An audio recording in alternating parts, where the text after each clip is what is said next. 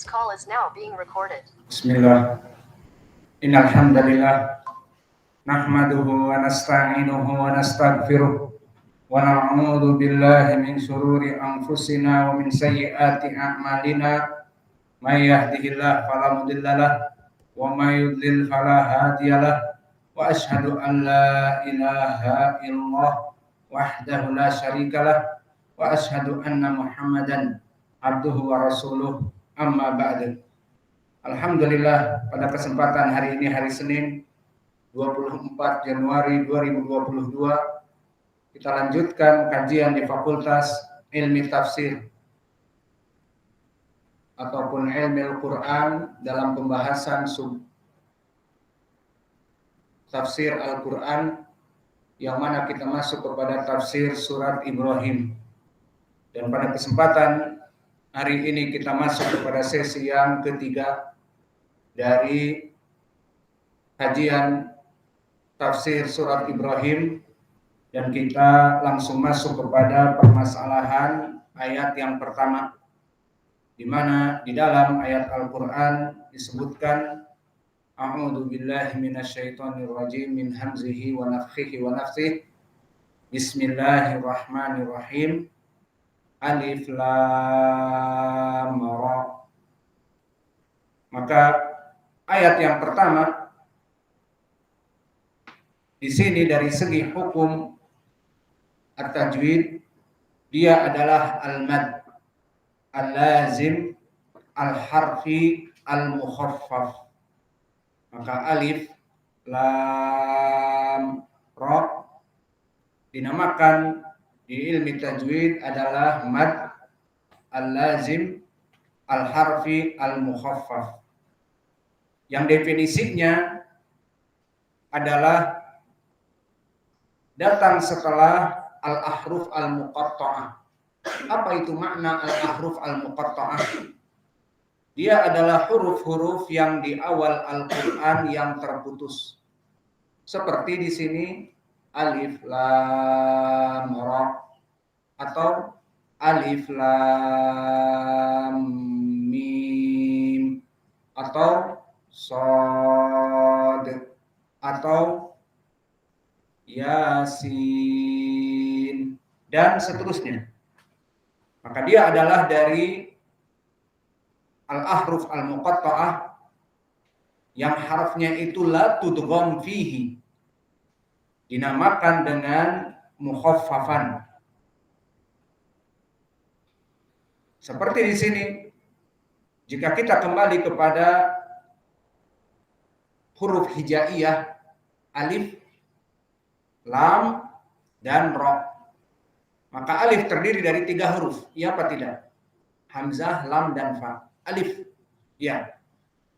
Maka di sini tidak ada mad. Lalu lam, apa asalnya lam? Lam, alif, dan mim. Maka di sini di tengahnya alif dan sebelumnya fathah, lam, inilah dia madnya. Adapun ra, maka tidak ada dari mad.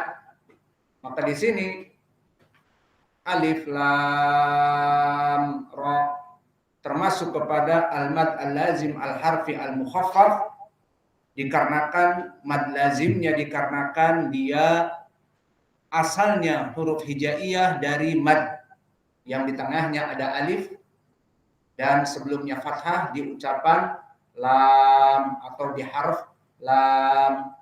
Maka disinilah hukum mad lazim al-harfi al-mukhaffaf.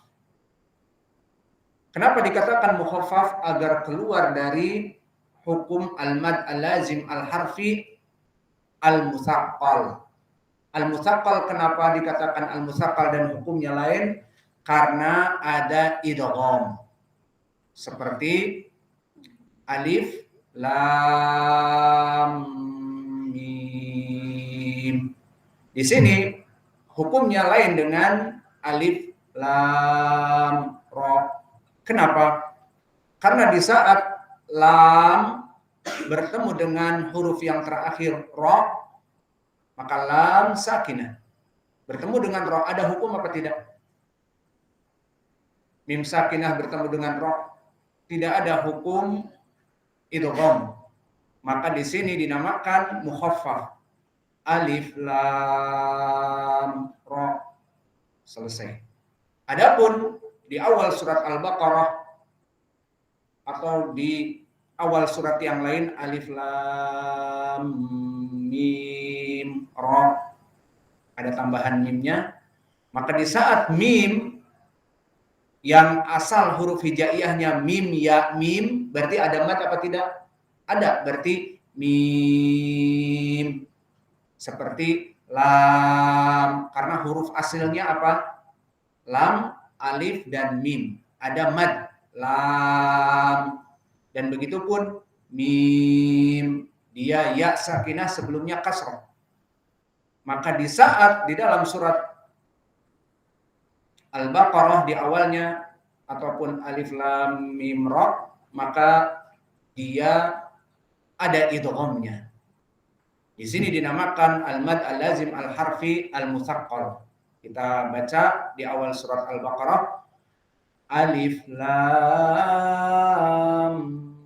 mim. Kenapa di sini beda mutsaqqal? Karena lam akhirnya apa? Mim apa tidak? Lam, alif, mim. Bertemu dengan mim. Maka di sini ada mad. Mim sakinah dari akhir lam bertemu dengan mim awal dari mim. Paham ya? Sudah lewat di pelajaran ilmi tajwid yang pernah kita kajikan ba'da al-maghrib. Maka adapun pembahasan kita di surat Ibrahim, dia bukan seperti di surat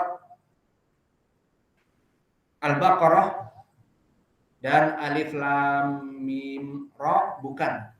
Di sini dia dinamakan al-mad lazim al-harfi al-mukhaffaf. Kenapa?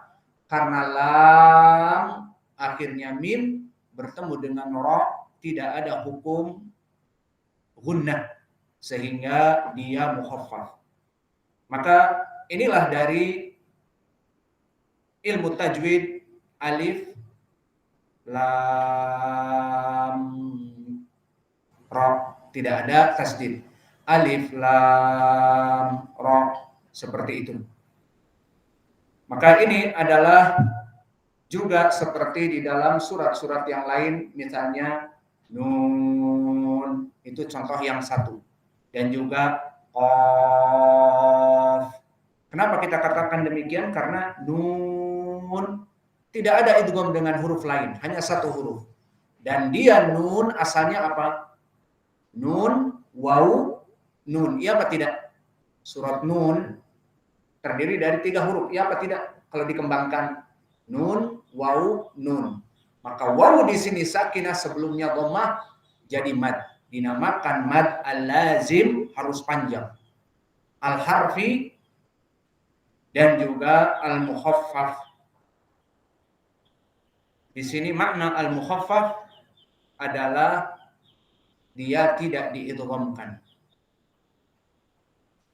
Kemudian di dalam permasalahan ini juga qaf, shad dan yang lainnya banyak. Maka untuk permasalahan alif lam ra itu ada di 5 surat. Pertama di dalam surat Ibrahim yang kita baca sekarang, alif lam ra, kitabun anzalnahu ilaika litukhrijan nas. Dan juga sebelumnya di dalam surat Yunus, alif lam ra, tilka ayatul kitabil mubin. Begitupun di dalam surat Hijr, alif lam ra, tilka ayatul kitabi wa qur'anim mubin. Dan begitupun di awal surat Yusuf, di mana Allah berfirman, alif lam ra, tilka ayatul kitabil mubin.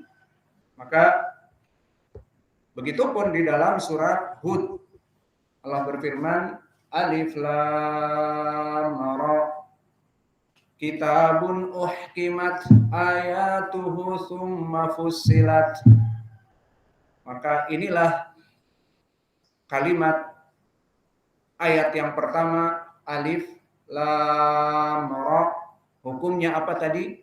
Al-mad, al-lazim, al-harfi, al-mukhaffaf.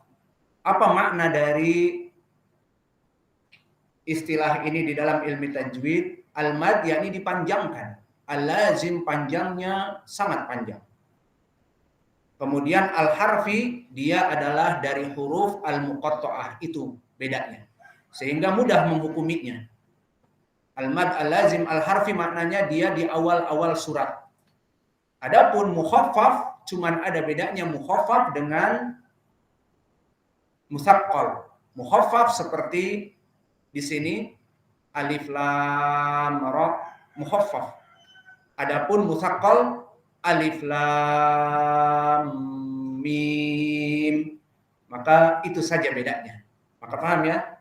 Definisi dari al-mad, terus al-lazim, terus al-harfi, terus al-mukhaffaf.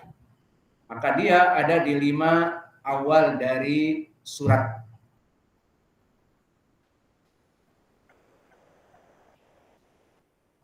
Adapun tentang permasalahan al-huruf al-muqatta'ah nanti akan kita bahas di pelajaran yang akan datang. Di sini kita ingin menyelesaikan dari pelajaran yang terputus dikarenakan cuaca, dari permasalahan faidah di usul tafsir, bahwa surat Ibrahim adalah surat Makkiyah. Kenapa disebutkan oleh para ulama dari surat Al-Makkiyah? Dari berbagai segi. Seperti kami sebutkan, pertama dia surat yang turun di Madinah. Dan yang kedua, khitabnya kepada dia adalah Al-Makkiyah. Tadi saya kayaknya nyebut Madinah, lupa saya juga. Wahia Al-Makkiyah. Maka maknanya ayat ini turun di Makkah, bukan di Madinah. Dan juga ayat ini datang sebelum hijrah Nabi kepada Madinah. Dan juga yang ketiga, surat-surat di ayat Al-Makkiyah khitabnya untuk ahli Makkah, bukan untuk ahli Madinah. Dan yang keempat, dari perbedaan surat Al-Makkiyah dengan surat Al-Madinah, maka dia itu surat Al-Makkiyah mempunyai dari segi uslubnya adalah sangat keras. Karena khitabnya memang untuk orang-orang ahlu Makkah. Tukhatib al-mu'anidin wal mu'arridin. Orang-orang yang memang kafir, musyrik, dan diajak dakwah kepada Islam oleh Nabi sangat sulit, maka khitabnya keras dan berbicara tentang adab yang perih dan pedih, ancaman yang keras bagi orang-orang yang syirik. Kita berikan contoh misalnya dari ayat Al-Makkiyah surat Al-Muddatsir. Kenapa kita katakan Al-Muddatsir dari surat Al-Makkiyah? Lihat pendalilannya. Pertama, ayat ini setelah turun dari Nabi selesai bertemu dengan Jibril alaihi salam di Ghor Hira, di Gua Hira. Turunkan ayat pertama, Iqra bismi rabbikal ladzi khalaq. Maka Nabi Muhammad dalam keadaan ketakutan, akhirnya dia meminta kepada istrinya untuk menyelimutinya. Maka merasa tenang Nabi Muhammad. Dalam keadaan beberapa hari terputus Nabi Muhammad dari keluar dan sebagainya, maka turunlah ayat, Ya ayyuhal muddatsir qum fa'anzir wa rabbaka fakabbir wa thiyabaka fatahhir wa rujza fahjur. wala tamnun tastakthir wali rabbika fasbir, dan seterusnya.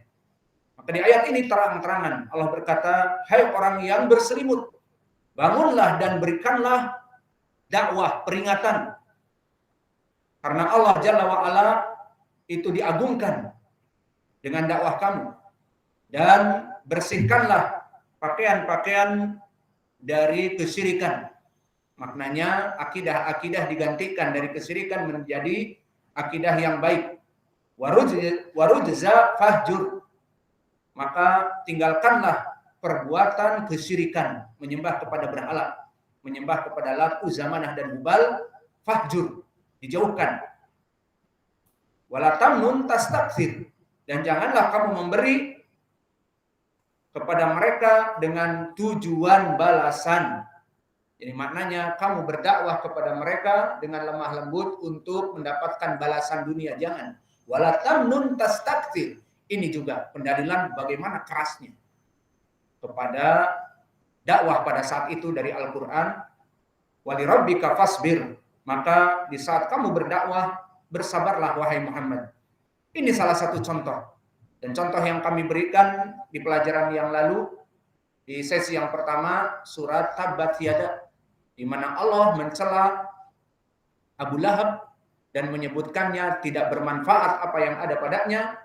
Saya selanaron data lahab, akan dimasukkan api neraka yang dipanggang padanya, dan mengisahkan tentang istrinya yang melaksanakan kezaliman kepada Nabi Muhammad. Kemudian disebutkan fi jidiha hablun min masad, dimasukkan kepada api neraka. Maka ini dari mumayyizat dari ayat-ayat Makkiyah. Dan juga dari perbedaan ayat-ayat Makkiyah, ucapan-ucapannya selain keras juga kuwatul hujjah, mematahkan pendalilan-pendalilan dari orang-orang kufar Quraisy, dan bahkan tidak ada pilihan lain kecuali kepada api neraka. Seperti misalnya di surat Tur, inna adzaba rabbika lawaqi' ma lahu min dafi' yauma tamurru sama'u mawra wa tasirul jibala sayra fawailun yauma idzin lil mukadzibin alladzina hum fi khawdin yal'abun yauma yud'una ila nari jahannama da''a hadhihi narul lati kuntum biha tukadzibun. Maka disebutkan fawailun, celakalah yang besar bagi mereka orang-orang yang mendustakan, alladzina hum fi khawdi yal'abun, yang mana mereka bermain-main dalam kebatilan, dalam kesyirikan, bermain-main dalam kedustaan agama yang dibawa oleh Nabi Muhammad, mereka bermain-main. Maka awas, yauma yud'una ilan nari jahannama da'a, diingatkan di dalam ayat yang keras ini. Maka awas, pada suatu hari di saat kelak kamu akan didorong, da'a. Di sini maf'ul mutlak dari fi'il yud'una, maknanya akan didorong dengan dorongan yang keras kepada api neraka. Maka awas, ingat itu. Hadhihi narul lati kuntum biha tukadzibun. Maka inilah neraka yang dulu kamu selalu mendustakannya. Ini contoh dari ayat-ayat Al-Makkiyah. Dan begitu pun di dalam surat Ibrahim yang ada di dalamnya, bahkan nanti khusus dinamakan surat Ibrahim karena ada doa Ibrahim, yang mana Ibrahim meminta agar dirinya dan anak-anaknya wajnubni wabaniya an na'budal asnam, agar dijauhkan dari penyembahan berhala. Maka ini gambaran yang jelas dari surat-surat yang berhubungan dengan Makkiyah yang kami berikan agar bagaimana bisa membedakan. Dan dari alamat surat Al-Makkiyah juga yukarrir anil i'tiqad as-sahihah wa tauhid wa qadaya anil ba'ts wa yaumil akhir. Diulang-ulang tentang akidah sahihah Dan diulang-ulang tentang peribadatan tauhid, hanya menyembah kepada Allah, He is the one and only. Dan menyebutkan tentang keadaan-keadaan hari akhirat dan bahkan sikap al-wala wal bara. Karena Nabi Muhammad masih hidup dikelilingi oleh orang-orang kafir. Maka tidak di sekitar kaum muslimin, maka butuh kepada al-wala wal bara. Maka ini seperti dicontohkan di surat Al-Ikhlas, Qul huwallahu ahad, Allahus samad, lam yalid wa lam yulad wa lam yakun lahu kufuwan ahad. Di dalam ayat ini atau surat Al-Ikhlas ini jelas bagaimana tauhid ditekankan. Bagaimana Allah mempunyai sifat yang esa dan Allah berdiri sendiri dan juga tidak beranak dan tidak diperanakkan, dan Allah nothing compares to Allah, tidak ada tandingan bagi Allah. Ini jelas ayat tentang Al-Makkiyah. Dan begitu pun tentang pendalilan seperti al-wala wal bara, karena mereka hidup bersama orang-orang kufar Quraisy, maka diperintahkan oleh Allah di dalam surat Al-Kafirun. Qul ya ayyuhal kafirun, lihat khitabnya, wahai orang-orang yang kafir. Bukan seperti ayat Madinah, qul ya ayyuhalladzina amanu. Beda, qul ya ayyuhal kafirun. Maka di sini disebutkan dengan lafaz wahai orang-orang yang kafir. Kemudian disebutkan tentang bara'ah, al-wala wal bara', wala antum abiduna ma'abud, lakum dinukum waliyadini. Maka bagimu agamamu, bagiku agamaku, wala ana abidun ma'abattum. Kami tidak akan pernah menyembah Lat, Manah, Uzza dan Hubal, wala antum abiduna ma'abud, dan kalian pun tidak akan menyembah Rob kami yang esa. Maka ini jelas seperti contoh ayat-ayat Al-Makkiyah. Fahimtum? Adapun ayat-ayat Al-Madaniyah, maka kebanyakan untuk membedakan, tadi kami misalkan ayat Makkiyah, maka ayat-ayat Al-Madaniyah sifat-sifatnya adalah pertama, membicarakan dengan khitab yang baik, karena khitabnya kepada orang-orang yang beriman di Madinah, kelompok Al-Muhajirun wal Ansar. Maka kebanyakan dengan lafaz-lafaz yang baik dan membahas tentang muamalah sesama mereka kaum muslimin. Maka oleh sebab itu contohnya di dalam awal surat Al-Maidah Allah berfirman, ya ayyuhalladzina amanu aufu bil uqud. Wahai orang-orang yang beriman, ini khitabnya kepada mereka Ahlul Madinah, bukan seperti tadi di Al-Kafirun, qul ya ayyuhal kafirun. Karena mereka orang-orang Makkah yang mu'anidin, yang membangkang, maka khitabnya keras seperti itu. Namun ayat-ayat Madinah kepada kaum muslimin, ya ayyuhalladzina amanu. Dan permasalahannya di antara kaum muslimin apa? Aufu bil uqud. Jika kalian sepakat untuk menjual tanah, tanah itu kalau dijual 10 petak harganya misalnya 100. Kalau dikurangi menjadi 9 petak ya jadi 90. Disepakati dari pertama. Bukan seenaknya diganti di hari tertentu, kemudian ditetapkan harga tertentu tanpa kesepakatan. Maka Allah berfirman, aufu bil uqud. Jika kalian mempunyai akad penjual belian tanah, penjual belian kelapa sawit ataupun kebun karet dan sebagainya, maka disepakati.